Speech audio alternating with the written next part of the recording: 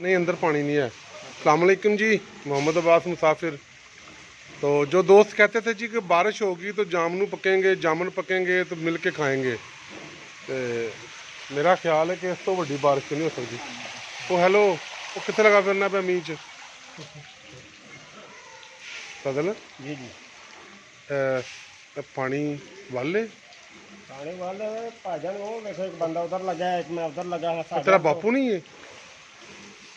कौन है? बाबा है को तेरा बापू तो नहीं गिले? नहीं नहीं हाँ हाँ जी बदल साहब की कर रहे हो तुसी? मैं पानी का इंतजाम करन दिया है, वासा ले आए कोई नहीं इत्थे। अच्छा जेड़ा वासा वाला खलोता है वो बिल्कुल काम ही नहीं करा रहा।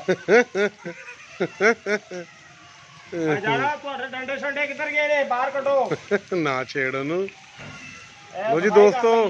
जिन लोगों ने वादा किया था जी बारिश के बाद जामुन खाएंगे तो वो तैयार हो जाएं, बारिश हो चुकी है।